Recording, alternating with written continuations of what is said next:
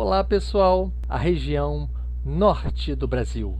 Falando agora sobre a economia da região norte, no século XVI, a região norte do Brasil não proporcionou imediatamente lucro aos colonizadores portugueses, assim como a região nordeste. Inicialmente não se achou ouro e pedras preciosas. Além disso, o solo não era favorável ao cultivo da cana-de-açúcar. Por esses dois motivos, expedições foram ligadas aos padres jesuítas, limitaram-se em explorar as chamadas drogas do sertão, como, por exemplo, a pimenta, castanha do Pará, cacau, canela e ervas medicinais. O fato dos portugueses terem a preocupação com invasões estrangeiras, como, por exemplo, franceses e holandeses, fez com que os portugueses estabelecessem uma estratégia de posse e de exploração do território, compondo uma estratégia de construção de fortes, além das já faladas missões religiosas dos padres jesuítas, com o objetivo de catequizar os indígenas e utilizá-los no trabalho de coleta das drogas do sertão.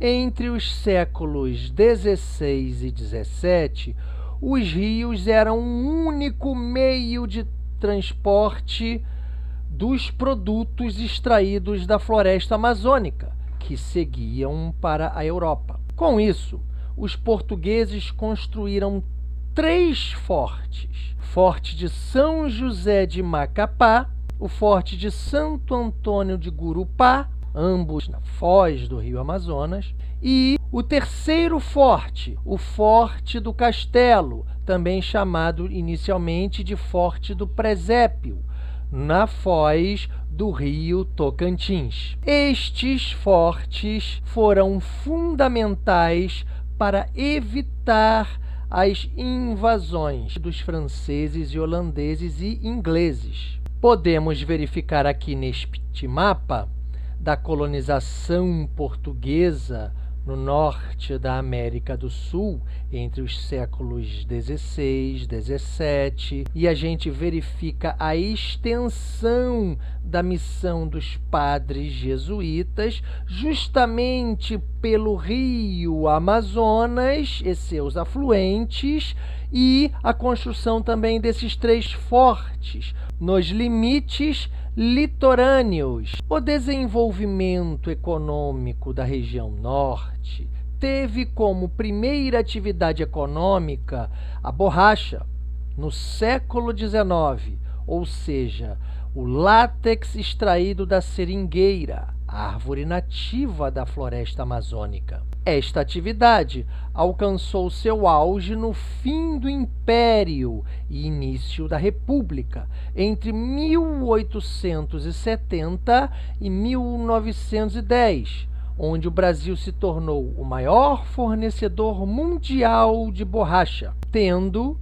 uma das principais áreas produtoras a fronteira entre o Brasil e a Bolívia, o atual estado do Acre. Neste mapa, verificamos a extensão das principais áreas com atividade seringueira, onde a gente verifica aqui justamente a ida para o que é hoje o estado do Acre, mas na época era território boliviano. O que isso causou? Diversos conflitos entre seringueiros brasileiros e bolivianos, o governo da Bolívia. Com isso, o governo brasileiro propôs a compra por 2 milhões de libras esterlinas a região que passou a se chamar o Estado do Acre, através do acordo assinado em 1903.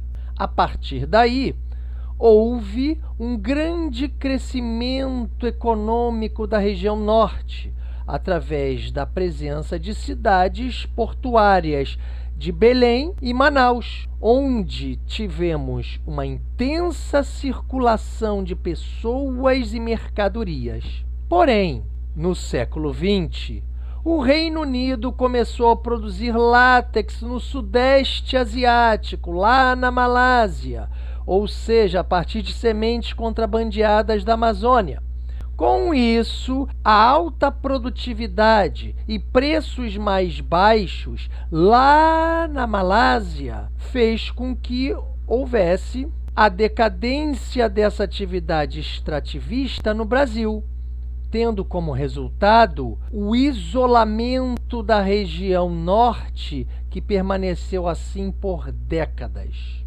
Observando o plano de integração nacional e a expansão das fronteiras agrícolas, somente a partir de 1960, ou seja, após a construção de Brasília, o governo federal passou a se preocupar com a integração da região norte à economia nacional, propondo um crescimento econômico a partir do momento do enfrentamento da possibilidade da Amazônia ser controlada por outros países, tendo um projeto de integração criado pelo governo federal das regiões norte e centro-oeste, o chamado Plano de Integração Nacional, promovendo construção de rodovias como a Transamazônica e a Cuiabá-Santarém.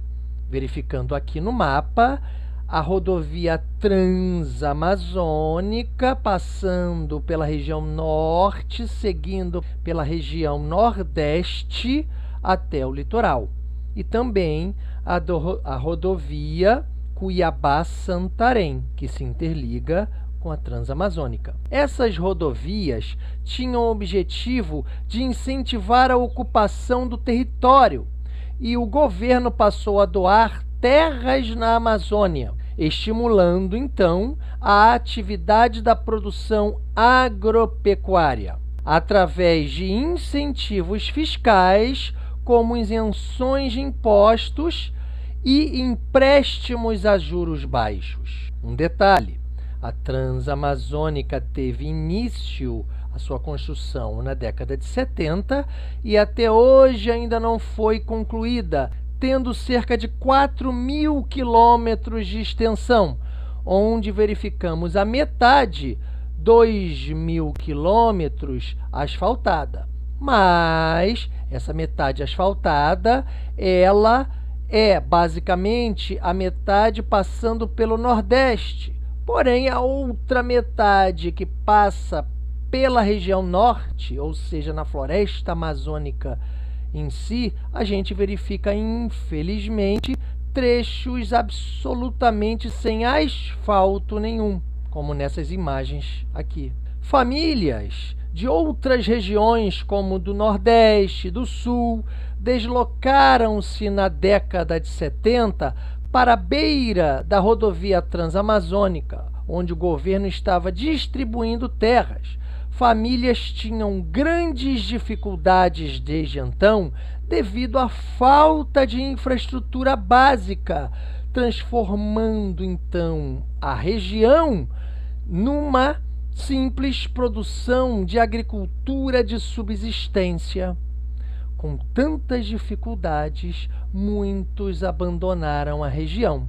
Portanto, a região para pequenos agricultores não teve um grande benefício por investimentos governamentais. Esses investimentos acabaram beneficiando os fazendeiros ricos, fazendo com que a Amazônia começasse a atrair principalmente grandes produtores de carne bovina e soja. E aí a gente passou a ter o fenômeno da ocupação de novas fronteiras agrícolas, mas não por pessoas humildes, e sim por grandes empresários exportadores de carne bovina e soja, entre outros produtos, gerando grandes impactos ambientais, desmatamentos e, a partir daí, tudo isso incentivado pelo governo federal. Este processo de desmatamento teve, em grande parte, origem no início da década de 70 e continua, infelizmente, até os dias atuais, onde podemos verificar, por exemplo, o processo no chamado Arco do Desmatamento, onde a maior parte desta atividade altamente lesiva à natureza, o desmatamento, está concentrado ao longo de um arco do Maranhão ao sudeste do Acre. Vendo aqui o desmatamento em 1976, verificamos as áreas verdes, vegetação natural, e as áreas desmatadas em vermelho, ou seja, áreas ainda localizadas no litoral e nos limites da floresta amazônica. Porém, esse desmatamento em 2015 teve uma grande evolução impressionante. Veja a quantidade de áreas vermelhas desmatadas, como cresceu. E isso em 2015. Hoje, 2020, a situação permanece cada vez pior. Há dois grandes fatores para a exploração ilegal da madeira e, portanto, a expansão das atividades agrícolas. Um deles é a abertura de estradas que tem facilitado o desmatamento. O outro fator é o fato da retirada de árvores que têm um alto valor de mercado. Após essa retirada, as áreas são queimadas para eliminar a vegetação que sobra e abrir, assim, pastos e áreas agrícolas, fazendo com que a expansão da agropecuária e extração madeireira, muitas vezes até ilegal, a gente tem a nossa floresta amazônica indo para baixo. Um grande problema é que as queimadas em si, além de serem um grave problema, quando não há controle, podem se propagar facilmente, ampliando de forma catastrófica grandes áreas que hoje, por exemplo, qualquer um que verifica os noticiários vai ocasionar, infelizmente, graves queimadas na Amazônia e no Pantanal brasileiro. Explicando melhor o processo de exploração dos recursos naturais, na Amazônia provocam grandes impactos ambientais, não só na Amazônia, no mundo inteiro. Mas essa exploração, se ela for legalizada, deve seguir leis ambientais, onde a gente verifica unidades de conservação delimitadas e terras indígenas preservadas. Infelizmente, isso muitas vezes não tem ocorrido. Na questão do processo da extração de madeira na Amazônia, a gente, infelizmente, tem o processo de extração legal e ilegal, onde ambos promovem o processo destrutivo. Porém, o processo legal, ele é sustentável, ele repõe desenvolvimento sustentável, madeira certificada. O processo ilegal é gravíssimo, ele não repõe, ele só retira. Neste processo, tratores são usados para arrastar as toras do interior da floresta para fora, e com isso, cerca de outras árvores de menor porte são derrubadas, ou seja, para cada árvore de grande porte retirada, a gente tem uma destruição de cerca de 60 outras árvores destruídas. Nós temos a Superintendência do Desenvolvimento da Amazônia, Sudam, assim como também temos a Sudene, Superintendência de Desenvolvimento do Nordeste, que tem objetivos de realização de projetos de preservação ambiental, desenvolvimento social e crescimento sustentável da Amazônia. Porém, a efetividade em si muitas vezes tem sido pouco efetiva. Quanto à exploração de petróleo e gás natural na região norte, a gente tem essa extração na bacia sedimentar de Urucu, lá em Manaus, onde a gente verifica a refinaria chamada REMAN, Refinaria de Manaus, ou seja, também com o nome de Isaac Sabá. É uma refinaria de petróleo brasileira localizada lá em Manaus. E aí é a única refinaria de petróleo da região norte do Brasil, fundada em 1957, e incorporada ao sistema Petrobras em 1974.